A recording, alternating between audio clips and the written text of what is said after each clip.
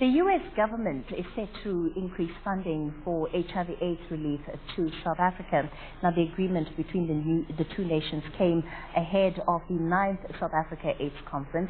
That's currently underway in Durban. Thousands of delegates from across the world are attending under the theme Unprecedented Innovations and Technologies, HIV and Change.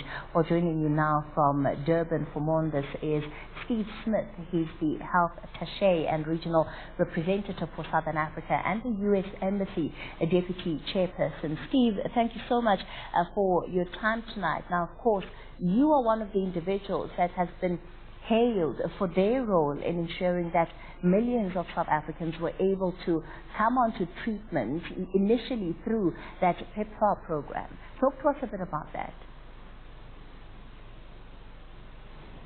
So, good evening to your listeners, and thanks, Kathy. I would give you a little background on PEPFAR. It actually is a long story, but the short version is the United States and South Africa have partnered in trying to reach HIV epidemic control for over 15 years. We recognize we've come a very long way. We still have a long way to go. But we've partnered in scaling up treatment, in scaling up prevention, in working with people living with HIV, and most importantly, working with the government as the government has adopted evidence-based policies and has really recognized how important it is to try to get control of the HIV epidemic. Do you see the increase of this aid, particularly to PEPFAR, as a breakthrough, especially given the speculation that there seemed to have been expectation, at least from some quarters, that funding would in fact be slashed?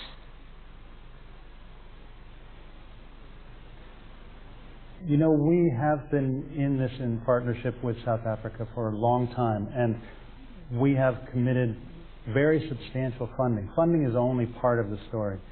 To really reach epidemic control, we need the scientific advances, we need political leadership, we need all of the stakeholders, including people living with HIV, to do their part. But funding is critical, and so we have committed actually the most funding we have ever committed to this partnership. And the reason is because we have a long way to go, and because the government of South Africa, the people of South Africa, are doing the right thing. But when we got to the point that we made a pledge of substantial resources to reach a certain goal, which is to put 2 million more people on treatment, we recognized that that requires that that program be done in the best possible way.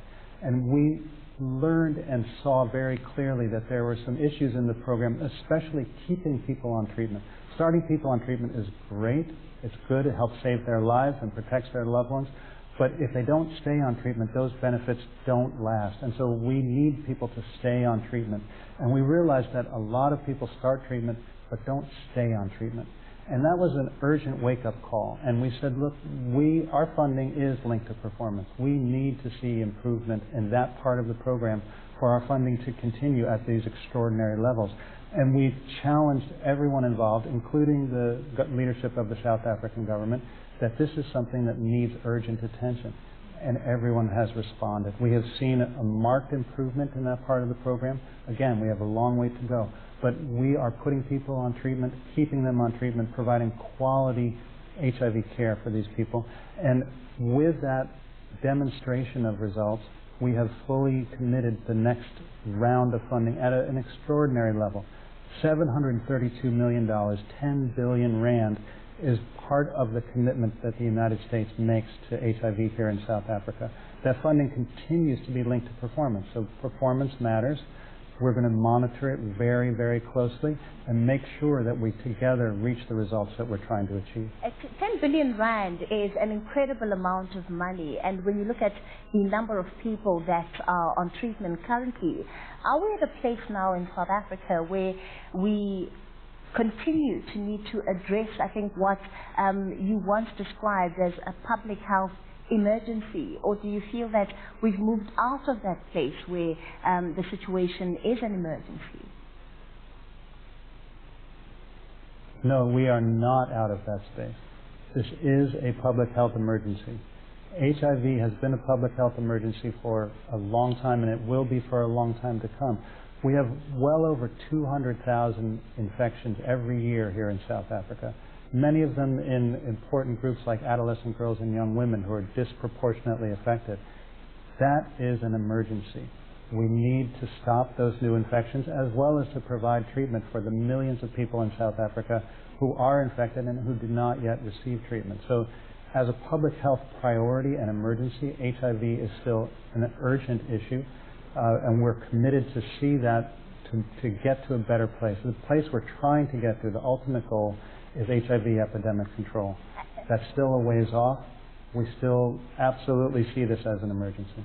And of course, South Africa is getting ready to bid farewell to you as your time in the country has come to an end. But when you think then about what the future really holds in terms even of innovation, as you've been looking at the AIDS conference, do you think that we would be any closer to a cure? And of course, many doctors will say that we're still lead years before that. We are doing some very exciting research. Lots of scientists are working toward a cure, but I will agree, and everyone who's working in the field will agree, that is still many years off. In the meantime, though, we have a couple of things. First, we have much better drugs than we have ever had, and those drugs enable people to live a full, healthy life, and they take one pill a day, and that is miraculous. We also have in the pipeline new methods of treatment, injectable treatments, long-acting treatments, which are very exciting additional tools. And then what we heard about even today at the plenary this morning is that there are 2 HIV vaccine trials that are enrolling here in South Africa, also supported through United States funding, but with great investigators and volunteers who participate in those trials right here in South Africa, with the promise that we may actually be able to have an HIV vaccine. That would be a game changer. It's not a cure. People who have HIV will have HIV for the rest of their lives until such point we come up with something radically new, and that's going to be a while. So people must recognize that they have good treatments. Those treatments keep them alive and protect their loved ones, and they should stay on treatment. Let me just say to all of your viewers, get tested. If you are not tested, you just don't know your status. If you know your status, get on treatment. Start treatment immediately. It helps to prolong your life, and it protects the people you love. If you've been on treatment and you've stopped, go back on treatment. All right, Steve Smith, thank you for your time on News at Prime tonight, and of course we wish you the best in your future endeavours, and of course incredible work that PEPFAR has been able to accomplish in collaboration with the South African government in terms of providing treatment for the millions of people in the country who are fighting, of course, battling HIV/AIDS. We're going to take a short break. More news in a moment.